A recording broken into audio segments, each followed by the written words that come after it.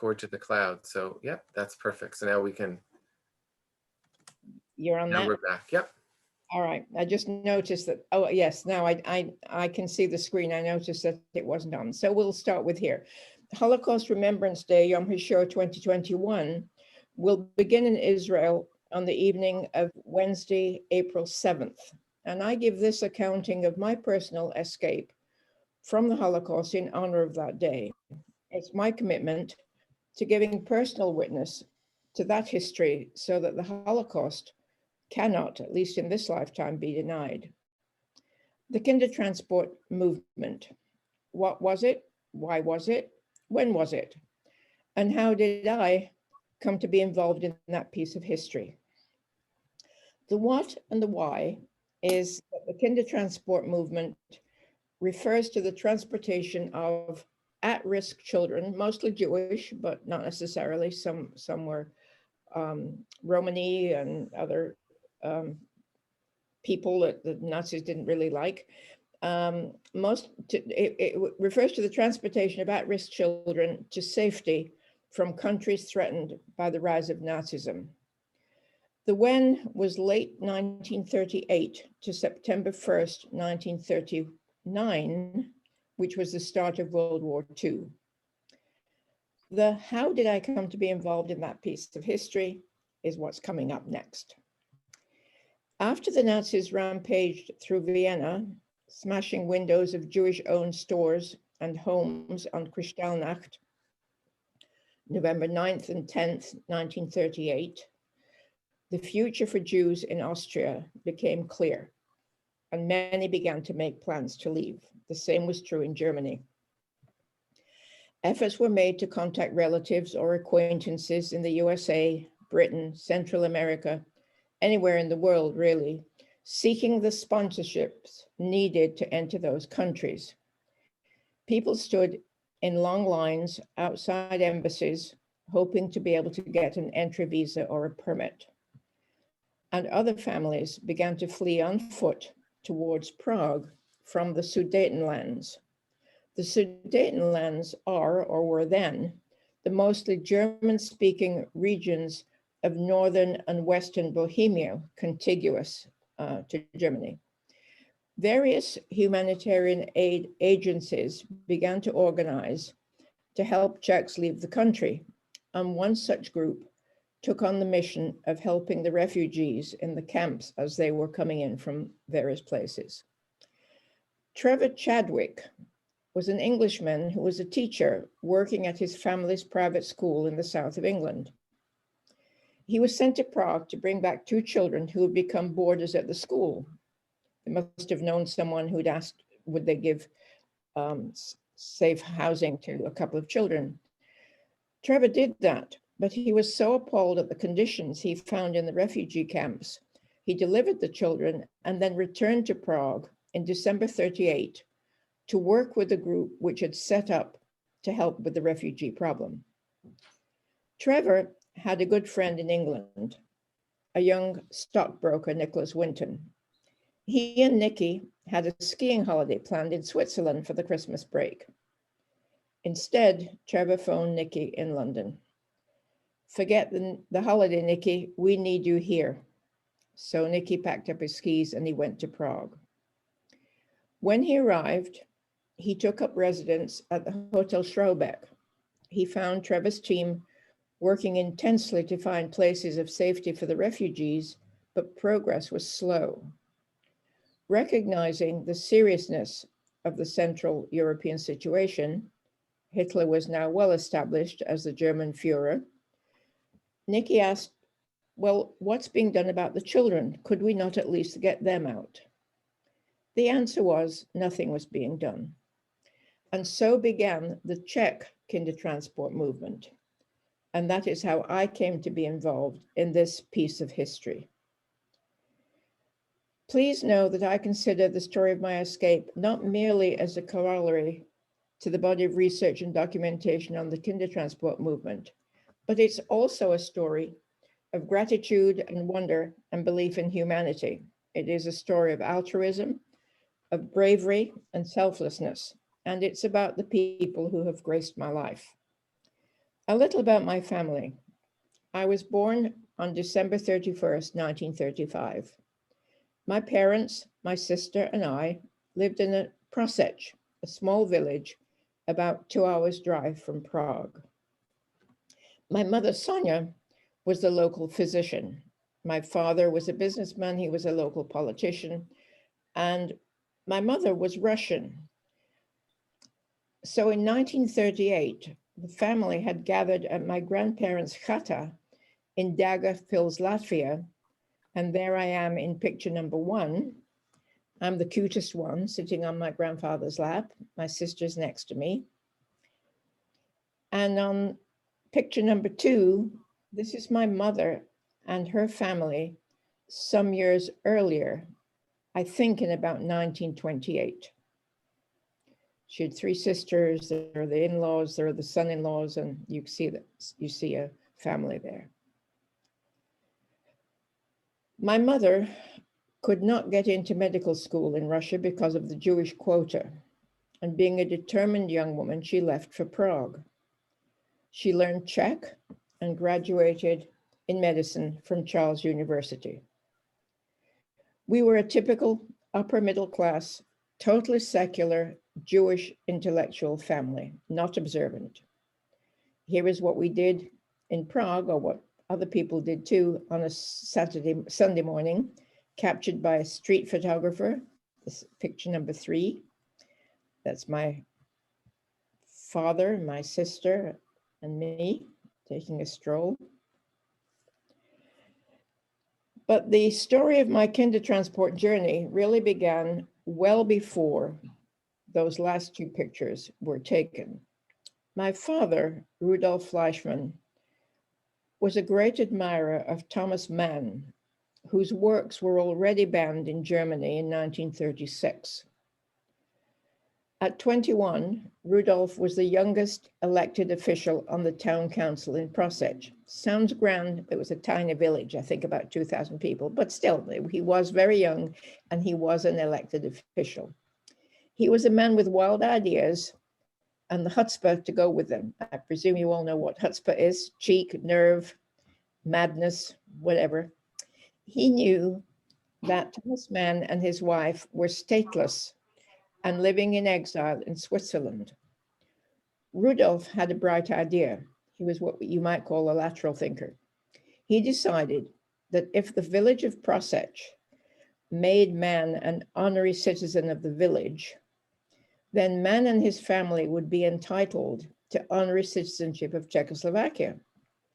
They could then claim a Czech passport and travel on the Czech passport to the USA, where Mann had been offered a professorship at Yale. So with permission from his colleagues on the village council, Rudolf went to Prague, made that proposition to President Beneš. It was a small country, you got to do that. And fast forward to August 6, 1936, Rudolf was sent to Zurich. He met with Thomas Mann and made him the offer, which was gratefully accepted. In January 38, Mann and his family went to Prosec to become honorary citizens there. There's lots of footage of them coming and the ceremonies and my father in and all of that. And then the family went on to Prague to meet with President Beneš. The following year, they traveled from Switzerland to the USA on Czech passports. And this is all documented in his diaries, but not a lot of people knew that Thomas Mann was at one time a Czech citizen.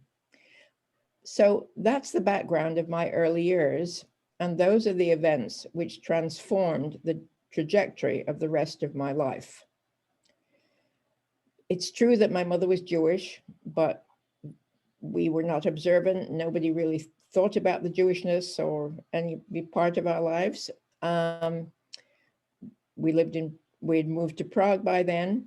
And as the Germans approached Prague on March 15th, 1939, however, my father was advised that he needed to leave instantly. It was called word of mouth then.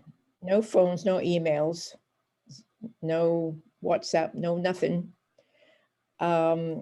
War had not yet been declared. And being the man I told you about, the man with chutzpah and a creative mind. And having been told that he was on one of the Nazis' first hit lists, Rudolf decided that the safest place for him to go, where surely no one would look for him, was where else? Berlin, of course. And here is where my story of gratitude, the part that I was talking about, the wonder and the belief in humanity really begins. And when I talk to children, I tell them to start counting, because I'm going to ask them at the end for a list of all the people that would come in this category. But I won't ask you to do that. But that's one of the jobs of the listener. On the train to Berlin, Rudolf met Mrs. Sonia. She was a young woman returning home from a visit to her grandmother's farm in the Czech countryside. She confided to my father that she was taking back with her some fresh produce against the rules of the agricultural board. You probably have the same thing there. In the States, you can't bring, apples from California to the West Coast or to the East Coast because of germs and stuff. And she asked my father to please not move the window shades behind which she had hidden her bundles. They got into a conversation, and since she had confided, excuse me, her illegal activity to my father, he confided in her.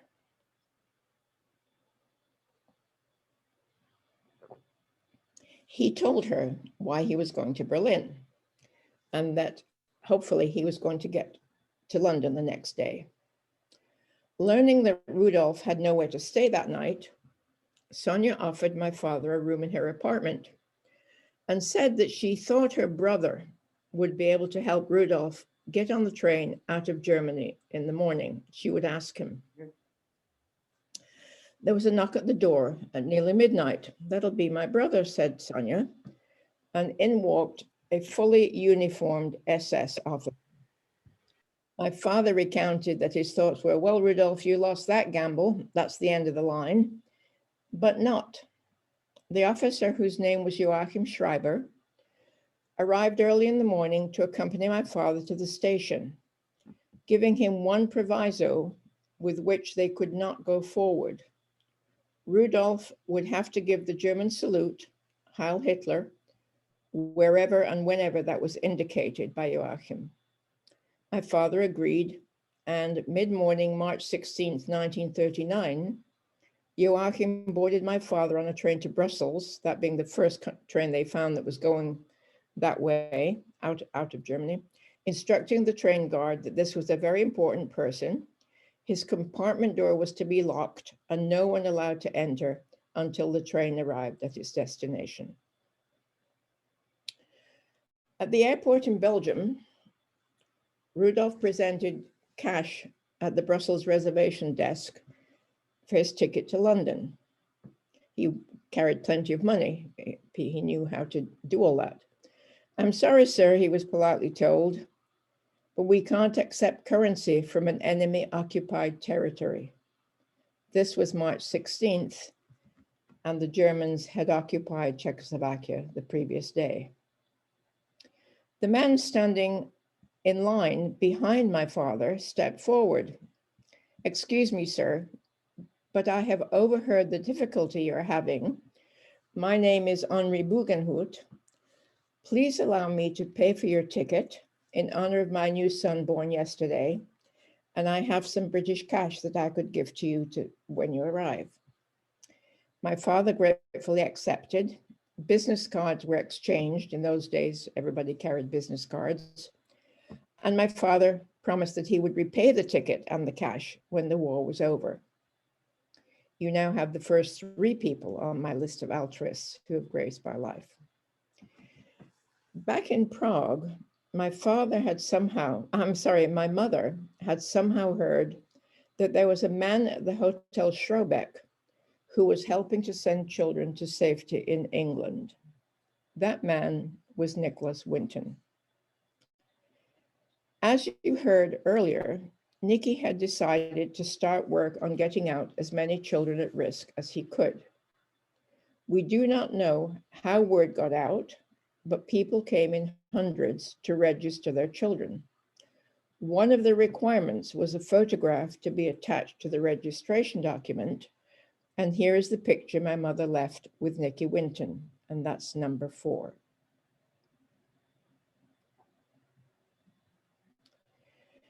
Nicky returned to England with his names and the photographs and began work there, opening up an office with his mother on the staff.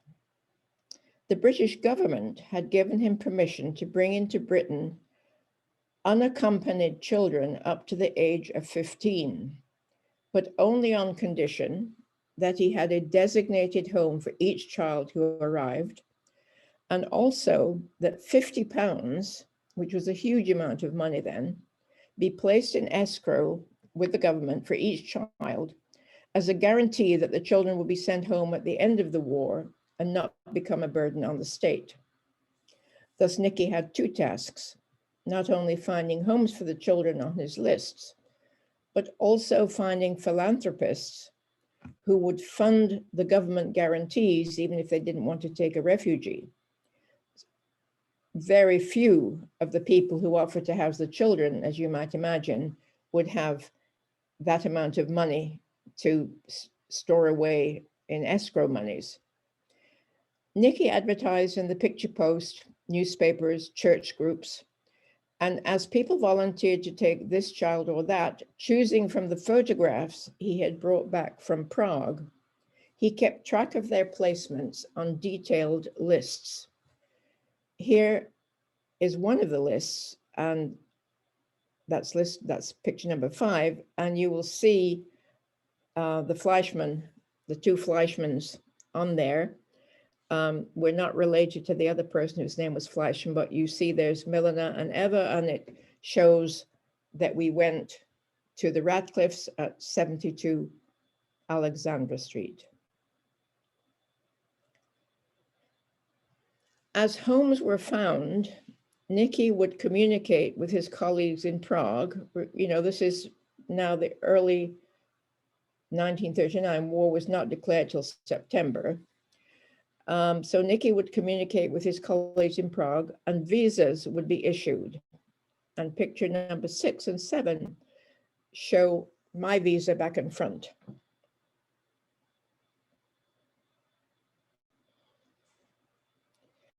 And on the back, you will see the German stamp. And also, I'm not supposed to get into have any work while I'm in England at 3.5.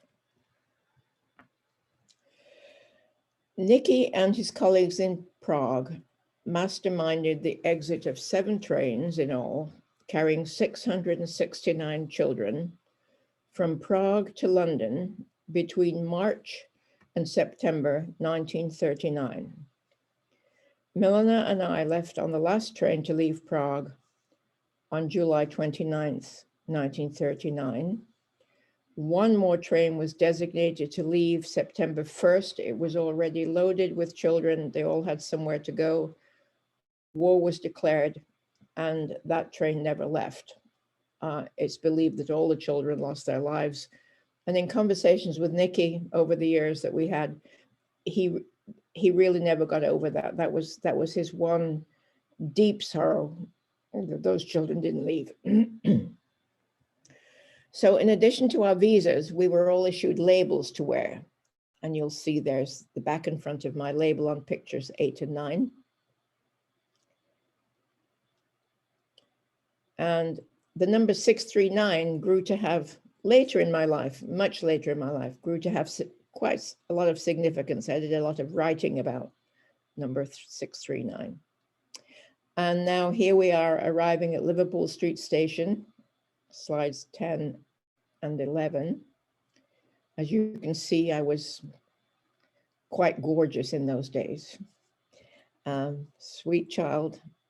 And that's the other one's my sister looking behind. I always tell her she was looking to see if there are any interesting young boys to play with on the station, but there we are. I also had with me a rucksack, slides 12 and 13, the front and back. I'll digress from my script for a moment to say that I have now donated most of the actual artifacts that you see on these pictures, and there are a couple more to come, to the Holocaust Museum in Washington, D.C., where they will be properly stored, documented, and are available for research, which I think is very satisfying and very important. So moving along, Millen and I were taken into the home of Roland and Florence Radcliffe, Florrie as she was known in Lancashire. They became known to Millen and myself as Mummy and Daddy Radcliffe for the rest of our lives. And here we are standing outside the house. You'll see all of us there and one other person. This home, 72 Alexandra Street, Ashton-under-Lyne, was a classic 2 up and 2 down mill house. It was literally on a street between 2 cotton mills.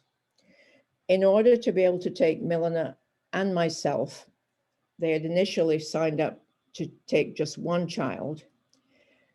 Mary, their only child, who was 16, is in the picture, was already working. So to make room for us, she went to live with Grandma a few streets away.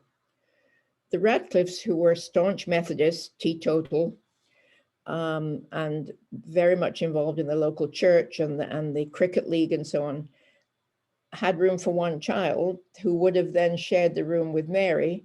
But seeing that picture of the 2 of us, they told us they couldn't split us up. And that's why, excuse me, they took us both. Just remarkable.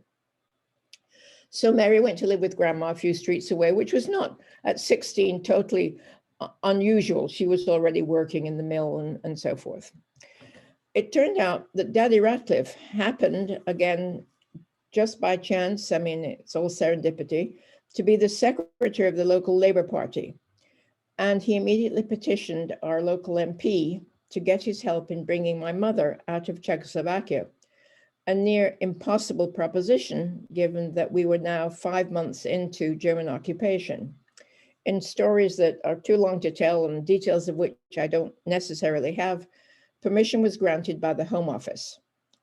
Permission was sent to Prague. Details are too long, as I said, to tell, but my mother was one of only 3 persons who were given permission to enter Britain after war began. How did that come about? The Germans were willing to let my mother out once the papers came because her permission was granted before war was declared. So this exchange of documents was all like August, September, right?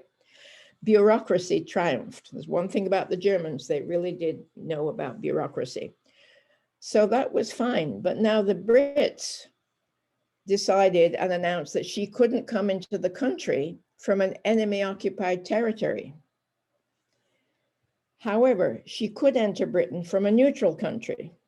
So again, in ways we do not know, my mother got herself to Norway in the spring of 1940 and arrived in England bringing her one trunk with our belongings in it. And there's the trunk on slide number 15.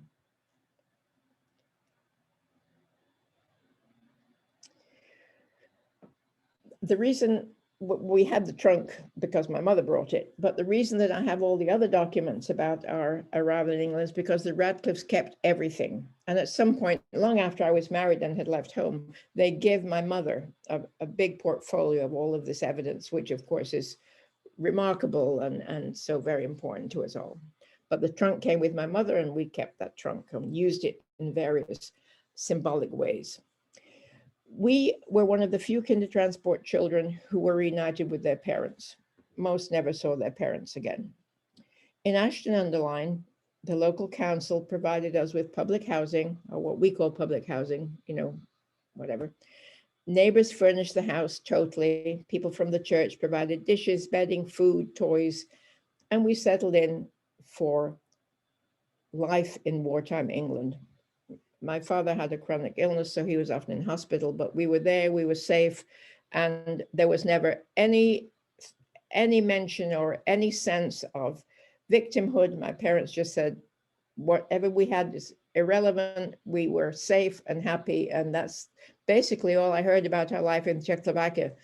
Later on, I asked for details, but there was no conversation about anything other than that we were very, very fortunate. They became what I would call rabid English people. You know, they were very proud of being English. And that's where I grew up. We all became British citizens. The Ratcliffes continued to be an important part of my life. The families stayed lifelong friends, my parents' generation.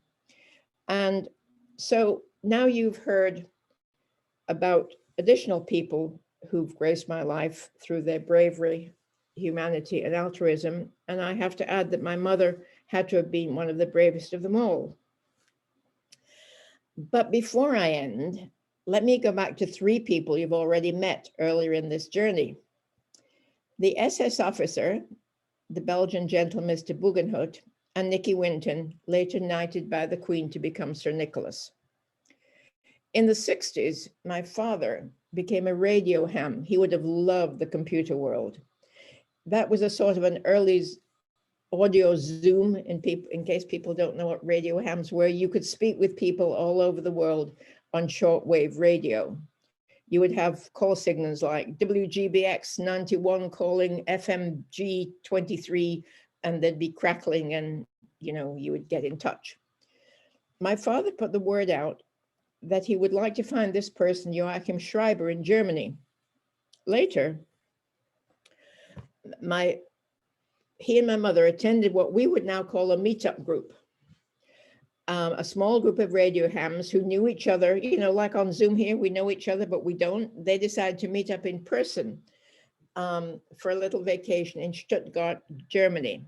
There were speeches of welcome and small talk.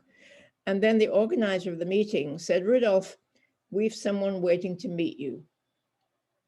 And in walked Joachim Schreiber. Slide 16.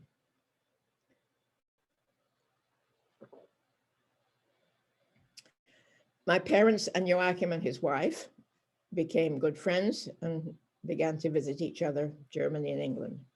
What about Mr. Bugenhout? My father kept his business card, and at the war's end found him living at the same address in Brussels. And they too became friends with my parents, and there was a lot of travel between Brussels and England, and I went to stay with the Bugenhouts at one point. And then there's Nicky Winton. Excuse me. I talk a lot, but usually not as long as this. The person to whom I owe my life. He returned home and he said, as he said, when war broke out, there was nothing more to be done. He joined the Air Force, got married, had children, and nothing was known of him until 1988, when his wife asked him what all those papers were in the boxes up in his office. Wives are prone to do that when they're cleaning house and stuff. He said, oh, they were just old papers ready to be discarded. Gretchen, however, decided to take a look and decided otherwise. She contacted a newspaper person, a Holocaust historian, Mrs. Maxwell, actually, her husband owned a newspaper. And Nicky Winton's private life was upturned. The story of what he had done in 1939 became known through a TV program produced by Esther Ranson, a TV celebrity of the time, on her program, That's Life. It's a program worth watching. You can Google it, you'll see the details of what I'm talking about. After we'd learned of Nicky's existence through that program, we knew nothing about him before. Many of us visited him and came to know him well. This is a picture when Jim and I spent a day with him at his Maidenhead home in his garden.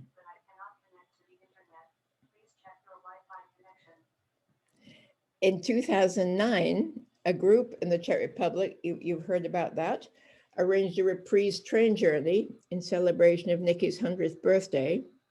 And 22 of us met on the main station in Prague to board a refurbished steam train, the Winton train.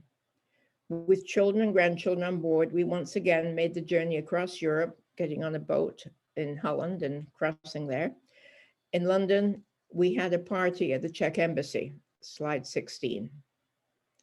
I'm down there in the corner, you see Nicky. Nicky died in 2015. And in 2016, a group of another 22, some overlapped, some didn't, met again, and we attended his memorial service at the Guildhall in London. And that's the picture that we'll end with, slide 19. And that's where I will end my story of the Kindertransport movement, how I came to be part of that history. And thank you, and I'm happy to answer questions. Thank you, Eva. It's just a tremendous story. Having the images and the pictures are even, make everything come to life. It's amazing the different people who helped your parents and yourself along the way. I mean, we often obviously hear of the Shoah, and it's obviously depressing and it's horrible, but yet there's kindness and goodness in the story that you tell, which is so important to hear. And it's again just an honor and pleasure to hear this. I'm glad you had us record it as well, by the way. Let me open the floor now to individuals who, if you again want to, write in chat, that's fine. Or if you want to signal and verbalize a question, that is okay as well. Eva, you've talked for a while now. Do you have some water? Oh, nobody. Yeah. Okay. Peter, am I co-hosting on this? I mean, can I call people or will you call them? Oh, you can, yeah, you can, if you see them, certainly. Yeah, so I'll just open it up now. So yes, you can call on people, absolutely. I'm just checking with. We have 2 pages of faces, and I think people might be aware of this little Dewey's over here under reactions. If you stick that's me with my thumb up. Yeah. Either Peter will read your questions in the chat, or between us, we'll try to catch everybody who says they'd like to speak.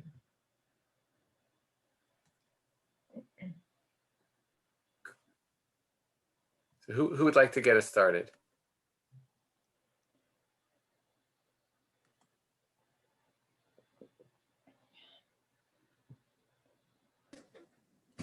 Okay, yeah, Anya, yeah. Oh, hi, how are you? Thank you very much, Eva, for sharing your amazing story. It's very moving to hear about it. I have lots of questions I'd like to ask you actually, but I'm just wondering, in terms of passing on your story to the next generation. I know Peter introduced you as somebody who worked for a long time with young people as a principal of a school. And I'm just wondering, have you passed on your story to many young people? Or you talked about writing at one stage. I'm wondering, do you write for young people, for the post-memory generation, if you like? Lots of parts to answer to that. First of all, you heard that we only heard about Nicky Winton in '88. And if any of you are mathematicians, you can figure out how old I was. I can't do that math, but I was, we were all adults and grown. And I'm going to absolutely change the tone here. I have a visitor here who is insisting on coming up. So I grew up as a regular child. As I said, my parents never talked about victimhood. People were busy getting on with their lives. So the fact that the Kindertransport had been part of my life did not enter my existence really until after that. And I was busy working, and only really later in life, after I was probably in my 50s, I began, not while I was teaching or being a principal. I did give a Shoah recording to the West Coast. That there's an institute that was recording for safekeeping on who's the person. He makes films anyway. Since then, and in my sort of retirement, I keep retiring, so I'm never really retired. I talk to a lot of schools. Yes, I do. And I reminded Peter about the recording because he wanted to record it in case people who hadn't been here today might want to see it. And yes, I'm interested in people knowing the story for all its aspects. I've done a lot of memoir writing for my children and so forth, but nothing to publish. Does that answer all the questions? That's great. Thank you very much. Thanks.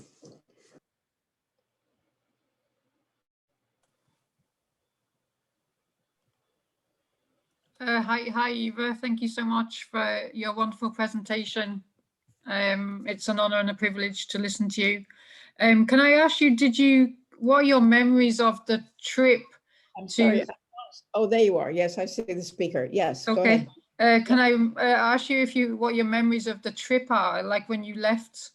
And if you had any English, like being English, I know that the area you went to, they'd have had a strong accent.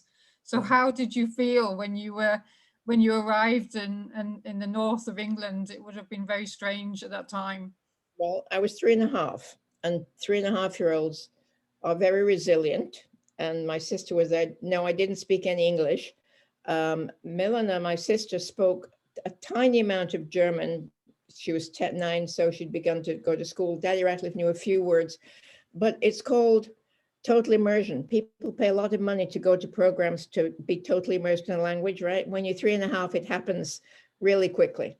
And no, I don't have memories of the trip other than being very seasick on the boat and somebody giving me bananas to make me feel better. And I do know that I did not like bananas for a long time. I got over that, but I really don't. The psychologically interesting part, because then I became interested in childhood trauma and so on, is that when my mother arrived in 1940, the conventional wisdom, or what I was, was told, was that I had, quote, forgotten my Czech. Well, of course, a 3.5-year-old does not forget a primary language. I was just really bad at her, of course. And very quickly, as soon as we began to live together, that was the home. I mean, that was the language of the home, because my parents spoke no English. But I bonded. The Ratcliffes were totally wonderful, and they were truly mommy and daddy for the rest of our lives. So I think probably the most difficult part was actually going back to my mother after having been sent away. There's a lots of stuff that goes in there, as you know, but we are resilient, and time allows us to integrate events, and a lot of therapy helps too. So thank you. There's one comment here from Simon, and Simon, feel free to add to what I'll read now. He says, thank you, Eva. I joined this today not because I'm studying the course, but because I think my parents sponsored some of the kinder. I wasn't born until after the war, so didn't meet them at the time, but did encounter a few later. So it was great to hear from you of your experience. So I don't know if you want to add to that, Simon, but thank you for sharing that. Well, there's little extra to say, really. We were aware my parents sent Christmas cards to a number of people. I mainly met them, a couple, or one, and one of the daughter of another came to my mother's funeral. And shortly after that, I remember my brother and I went to a funeral of one of them. So as children, we weren't really in touch with them. Right. But I just know that my parents did maintain contact really until the end of their lives with several of them. So were you in England at that time? Or yes, I'm English, and I've been living in Belfast for about 40 years, but where were you in England? My parents were living, my mother was from Norwich, but my father was working in London at the time, I think. Do you happen to know the names of any of those Kindertransport children? I only ask that because they will be on Nikki's list, and we can actually see where they went and who they lived with, but that's not in my memory. I'd have to look them up, I'm afraid. But you could actually, from those lists that we have, there is now Nikki's daughter is unfortunately very ill, and I became friendly with Nikki and Barbara, the daughter. There is now a very good website, Nicholas Winton, Google, and Google tells you everything. But it has digitized those lists. You saw the handwritten list that we were, and it lists all of the children from Nikki's list. It's easy to find them by name. Oh, well, that'd be worth doing. Thank you. Two more questions here in chat. Karen says you're very generous with your time. Eva, I appreciate hearing your story. What would you say to the world leaders today moving towards peace on a global stage? That's a pretty easy question to answer. Eve. What do you think? So what advice, or if you could go to the UN and tell them, put some sense into them, what would you say? Oh, it's very easy. Just take away all the boundaries, take away all the countries, areas, the limits, and just let people live in the world as they want to live. Forget all that nonsense. That's what I would say. Michael asks, hi, I'd be very interested to hear about the encounter with the SS officer after the war. Were there recriminations? Michael, maybe you want to add just a little bit specifically. I know she gave. Yeah, no, I'm just curious that it sounded like it was a very joyous encounter between the two men after the war. And I'm wondering, given their very opposite trajectories during the war, you know, how did they get on? You say that they became friends, but what was there a very rough patch beforehand, or you know? We left home, and my parents got to know when you know, my father got into this hobby, and so I wasn't present in the home. But why would there be recriminations? We have to remember that well, in the States, there's a state police department, you know, and the local ones. People are civil servants. People are in those police departments as career people. They don't necessarily subscribe to what the politicians or the heads of their departments are saying. I mean, I think that's true all over the place. And as far as I know, my father was just extremely grateful, and the guy was obviously a nice man. He was a nice man in his youth. He must have been a nice man as an older person. He was married, and so I would doubt that my father asked him, "So what did you do in the war?" You know, Yeah. but if he'd done what he did for Rudolph in whenever March 39. I doubt that he was very active in the things that we would hope he wasn't active in, but I don't know that.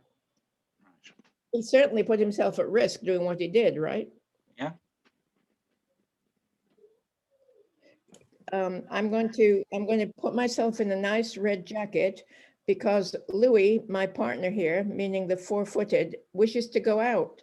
So I will be back in one moment. You can Yes, no, that's figure out your questions or wrap up, whichever. Come on, Louis. Thanks, everybody. So again, I think I see one more question on chat, and certainly you can keep some of the comments going. I don't know about you, but there's a movie that should be in this story. You know, I think if anybody here does, you know, has connections with Hollywood, or you know, I think you have a story in the works. Fascinating to say the least. So the dog's is happy now, Eva. Chasing the rabbits. I do live in the city, but I have a garden with rabbits eating my tulips. Paul has a comment and question here. Thank you so much, Eva. I ended up here by accident, but as a child of the 60s who totally ignored his parents' wartime stories, I find this encounter with living history fascinating. So thank you. And then he says, my parrot is also Lewis. So there's similarities there as well. Paul, do you want to add anything to that, or? No, sorry, not particularly to add to it, but I just want to say it's like when the opportunity came by to listen to this part of history, I was aware of it, but wasn't totally au fait with it. But I'm just fascinated. I think it's an incredible story. It's incredible to hear somebody who had that connection with that past, and more impressive, I think, is Eva's reaction afterwards. Sorry, that's my Louis making noise. But her reaction afterwards to not bearing bitterness and not carrying hatred, I think that's incredible. Well, would you mind? I think Louis should come on stage here. Where is he? Hang on, I don't know, can you even see him? He's just. is beside me. He kind of stays beside me all the time. Okay, Louis, we're talking. It's not your turn. He's very jealous. He hates people talking. Wonderful. We have dogs and parrots. Well, I'm sure there's cats among us. Who knows whether animals are lurking in the backgrounds of our houses and apartments. I'm just asking, so thank you, Eva, for sharing your story. Did any of your other family members manage to get out of the country? Just my my cousin who traveled with us. She was younger, and my uncle and aunt, my father's brother, also ended up in England, and he joined the British, the Czech. This is going to be very sexist. Okay, guys, what do you call the bits of the Air Force? Not the squadron. That's the word. He joined the Czech squadron of the British Air Force. So he served with them. But there's a whole other story there, because you know the country became communist after the war, the Czechoslovakia, which is the reason we did not return. My father said, I'm not going to go back and live in a communist country. The Russians were the people who actually liberated the Czech Republic. I don't know how much people know about this, but the Allies split up who would technically liberate, and then that was their country. So the Russians did, so they became a communist country. My uncle, as a young idealist, had been a communist in his youth, as many people were, and he went back and he lived through what was, for people who weren't Jewish, a worse time in the communist era than the wartime was for non-Jewish people in Czechoslovakia. So he was a newspaper. He worked for Reuters, and he was imprisoned. He disappeared from work one day. My aunt had to go looking for him. I mean, this is not a Holocaust story. This is what happens in a communist country. Eventually found him in jail, wherever he was, teeth knocked out. Why was he imprisoned? Because he was a traitor. Why was he a traitor? Because in the war, he had been in the British Air Force. So all of these totalitarian states are a problem. We want them not to happen. Democracy is good.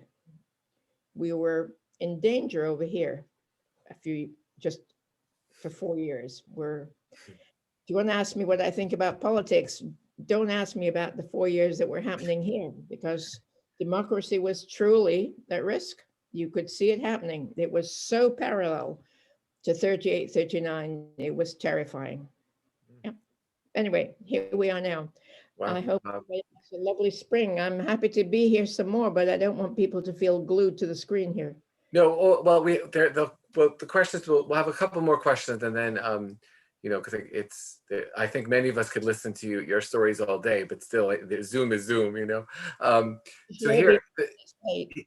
here the question is, you speak about the significant altruistic people in your life that helped you on your journey. Do you think it was luck involved, or do you think God played a role? So is it just serendipity, or do you think there's some kind of divine hand at work? No, I'm a humanist. I'm a secular Jewish humanist. I don't think there was a divine. I think there was enormous good fortune. Do I think there's a higher being? Yes, but I don't have a name. But no, in my case, I think we were just extraordinarily fortunate. Actually, I think more than that. I think it's an indication that people generally want to help other people. I do believe that people are basically good. It's underneath whatever else is going on. I think fundamentally people want to help each other. Lovely. Maybe we'll do two more questions. So this one's for Michael, and if there's anybody that wants one more question. So Michael says, Eva, did you have any bitterness after the war about what happened in the camps and the many people of Jewish descent that were killed? Were you angry about this? So.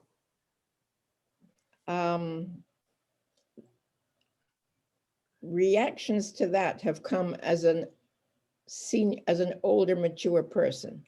You have to remember that there was the war, everybody was, actually people didn't know about the camps during the war, right? I mean, it wasn't until 45, 46 when that all became evident. I was 10, 11 years old, going about being 10 and 11 and going to school and getting married very young and traveling. I certainly I was never going to speak German, and I was actually never going to visit Germany. So put that into whatever context you would like. I'm not sure that that's today would be relevant. I think the journey across the Winton train, I will talk about that. This group funded it in the Czech Republic, and they wanted it to be, it was called a train of inspiration, and young people were invited to enter competitions. I mean, it was a year-long or 2-year-long process.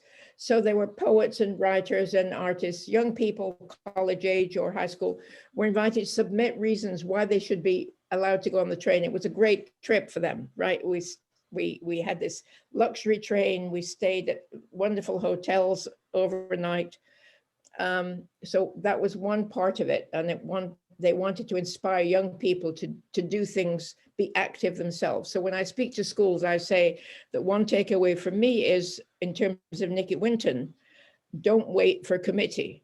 He proves that you see something needs to be done, get up and do it, and just act. I think that's a really important message to everybody. In fact, for me, that train trip was notable. In that first of all, it was a steam train. They had to reroute normal, regular people's trains and lives. It also became a big draw to steam train enthusiasts. There are people who are really nuts about steam trains. They haven't seen one. So people were coming, as we went across the country, people were coming to the stations knowing really nothing about what was inside the train, but for the steam train. However, we had to stop to get water. Steam trains need water, who knew? So there weren't usual filling stations. So in the small towns, the local fire department would come running across the fields with their hoses, right, to fill up the train. And in those towns, without exception, the mayor or dignitary would come and apologize for what happened during the war. It was significantly moving. Wow. I think we can perhaps end with just a couple of more praise, because it's good to hear that, especially during Zoom Eve. Thank you, Eva, for sharing your story from Dr. Jim Shanahan. Karen again said, Eva, you're an amazing, articulate speaker, and I admire your energy for life. I wish you all the best in your future endeavors. So again, I think, look, I'll speak for everybody in the group that this was just a really enjoyable. I'm so glad my daughter's here too to hear your story, because as you know, it's so essential for in my case, the next generation or the generation after that hears these stories. And look, it's for us to be able to see you in real time, even on Zoom, but to see in real time, to hear tell your stories, answer the questions that we ask, to see the images from your history as well. This is all, for me, completely memorable, and I'm glad we have this recording so people can, of course, watch this maybe on YouTube or tell others about it as well. So look, however you want to give thank you, all those in the audience, whether you want to do a real clap or just you can clap with the sound off, otherwise the parrot might make noise, so we don't know. But anyway, thank you very much, Eva. We really appreciate it. I'm going to have the last word, of course. Of course. It was a real pleasure. And I've been coming to Hoth for 7 years and I couldn't do it, but I hope to be back next winter. We'll see. And then I'm expecting lots of visits to people's houses, meals out, pub visits, all of that. Have a wonderful spring, everybody. And it was my pleasure and my privilege to meet you all. And Peter, you have a great program going there. Thank you for doing that. Thanks very much. Thank you. Thanks, everybody. Thank you so much. So much. Thank you. Thank you. Thanks Thank very you much. very everyone. much. Thank you. Thank you. Thanks, Thanks, Peter. Eva. Thanks, Eva.